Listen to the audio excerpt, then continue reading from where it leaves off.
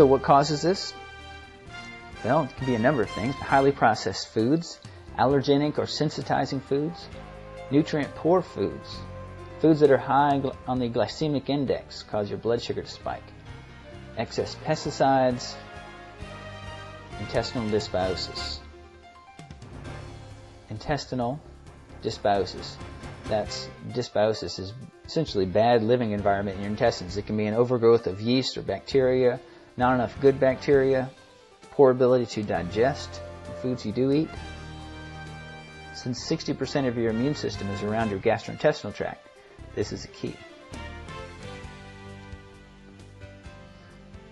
The third, increase biochemical promoters by supporting normal detoxification, normal digestion, energy production, and cellular and hormonal building blocks. In this case, the eating plan is critical. One that's nutritionally balanced, nutritionally dense, and blood sugar regulating. That is, has foods low on the glycemic index and combining foods appropriately. This is another example of increasing biochemical promoters supporting detoxification specifically. There's phase 1 and 2 of detoxification. In between are reactive intermediates. Our body takes a chemical that needs to be detoxified. This occurs in every cell, but it occurs in dramatic fashion in the liver. So these nutrients in the first column are used for phase 1 detoxification. Our body converts a toxin into something that is a reactive intermediate. This is where antioxidants, and flavonoids, and coenzyme Q10 come in handy because they prevent these reactive intermediates from causing further damage to our body.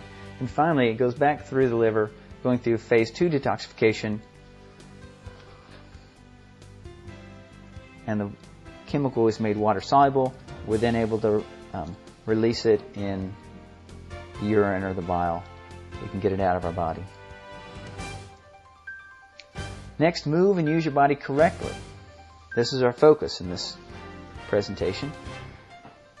This involves exercising and using tissue strengthening exercises, ergonomics and posture, stress reduction, and muscle and joint biomechanics.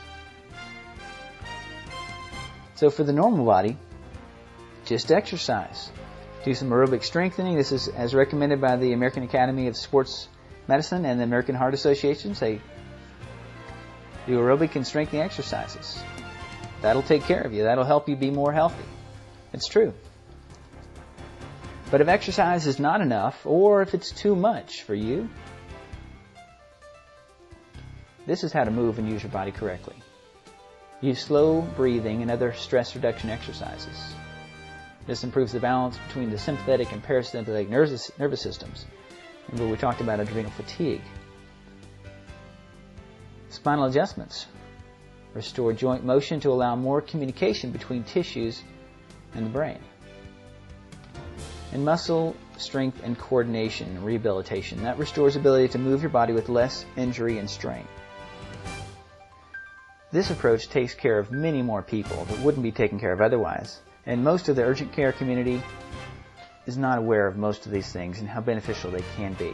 You give your body what it needs, the proper support, it can do amazing things. The body is amazingly resilient, but you have to give it what it needs.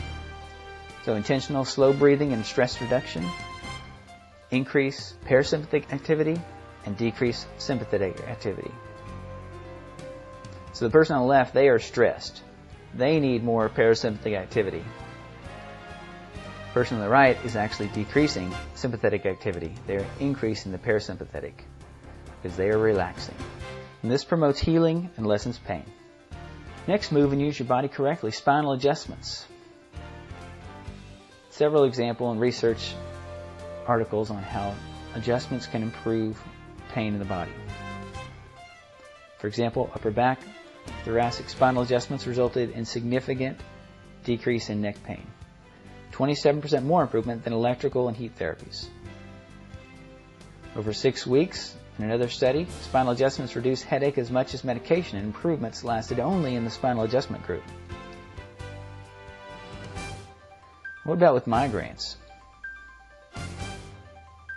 This is a patient who had dysfunction in their neck joints. The normal curve is 25 to 35 degrees. This person had -4 and a 28 millimeter head forward posture. That's the normal curve. 25 to 35 degrees. A lack of curve is not the only cause, but it's often a cause with chronic pain. Irritating nerve signals feed in and eventually cause pain that you perceive. And other people recommend spinal adjustments. From the National Institute of Health, in 2007 guidelines, the American College of Physicians and the American Pain Society includes spinal manipulation as one of several treatment options for practitioners to consider using when pain does not improve with self-care. Muscle strength and coordination rehabilitation. Tai Chi, when done carefully. This study showed that 1 hour 2 times a week led to a 28-point improvement on a 100-point scale compared to a 9-point improvement with conventional stretching. And when people do specific motor control rehabilitation exercises, they showed that their ability to decrease pain showed a significant difference between the groups in its pattern of change over time, meaning these people had the ability to decrease their pain. If you give the body what it needs, you provide it in a knowledgeable way, specific to the person's needs, significant pain can be reduced. So even if you tried everything, there are still likely good options left. Understanding your pain can be significant in reducing your disability and suffering. Graded motor and sensory control and discrimination. We'll talk about that. Brain balancing, oxygen with exercise, and combining or synergizing for exponential effects. Let's talk about each of these. Understanding pain.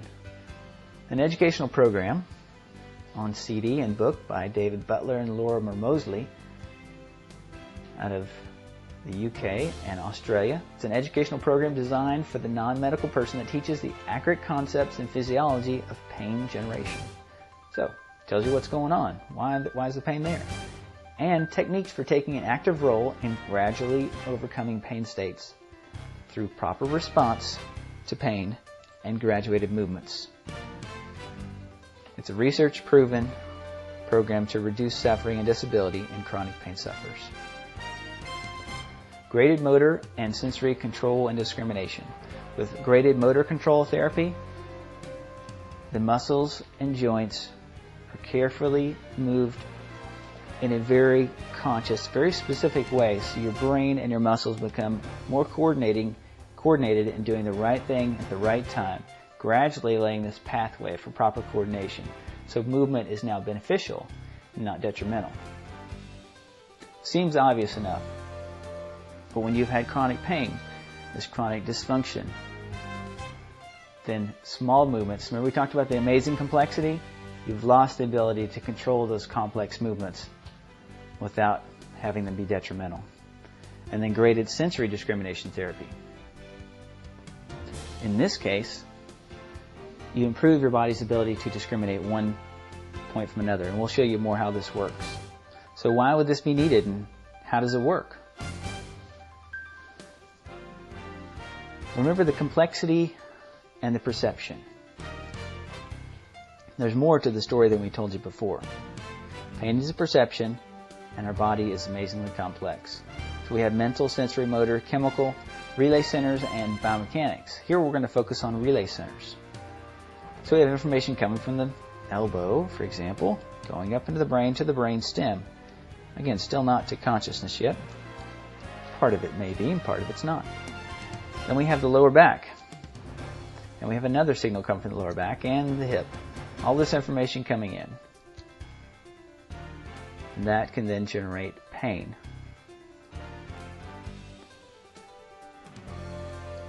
Or just plain information coming from the body. Now the spinal cord can actually magnify tissue reality, so normal sensations become painful sensations. Information comes down from the brain to the spinal cord, and information, of course, is coming from the body, for example, the elbow or the lower back into the spinal cord. And the spinal cord weighs the input and says, should this be pain? Should I tell the conscious brain about this or not? How should I react?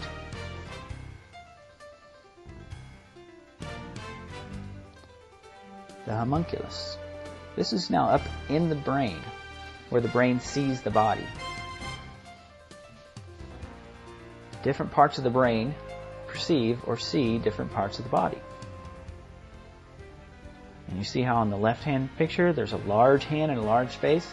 The brain takes a lot of space to see these parts of the body. They're very sensitive parts of the body and very specific. The brain wants to be very specific about what it's perceiving.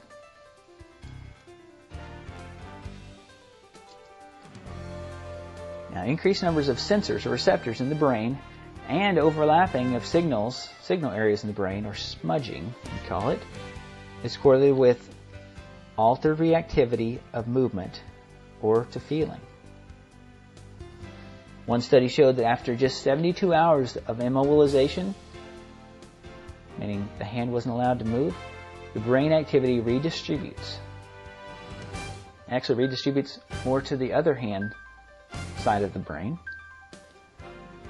There's decreased grip strength, dexterity, and tactile discrimination. So when they took their hand out of the brace, they had decreased strength, dexterity or coordination, and ability to perceive things with their hand when they touched them. That would be the 2-point discrimination. So this overlapping or smudging in the brain is ultimately altered nerve activation pathways. When a person with chronic pain in their hand, arm, or face imagines or performs a movement, entirely unrelated areas of the brain representing different body parts are activated. This is not seen in pain-free people. Now, how are different areas of the brain activated that have to do with totally different body parts? We'll see how different body parts are close to each other. The thumb is actually close to the forehead, and the tongue is close to swallowing. Well, that makes sense, right? You have the hand, and then the wrist, and the elbow, and the shoulder, and the trunk. Those are all in line with one another, but they're different body parts. And when there's smudging, you may have one area smudged into another. It's not physically smudged, but it's the nerve activation pathways are crossing over, going to different areas, using different parts of the brain to try to adapt. In this functional MRI picture we see here, functional MRI is where MRI that actually will show blood flow, and that is a sign of activity in the brain. So on the left we have the unhealthy person, on the right the healthy person. So on the left you can see in the different slices, in different views, there's a lot more activity. This was someone just pursing their lips. On the right it shows very little activity, and that's very appropriate. And you can see it's right over in that face or lip area of the brain. On the other person, it's overlapping all over. There's a lot of smudging going on, a lot of poor adaptation or maladaptation in the brain. Now, training reduces pain frequency and severity and reorganizes nerve activation pathways. So the right training can actually reduce pain frequency and severity and reorganizes nerve activation pathways in the brain. So that same MRI, but now we're seeing before and after training, and then the healthy volunteer. So the far left functional MRI image shows a lot of activity, lots of red and orange, and the patient after training, a lot less. This was 6 weeks of training. And the third picture, of course, the one on the far right, is healthy volunteers.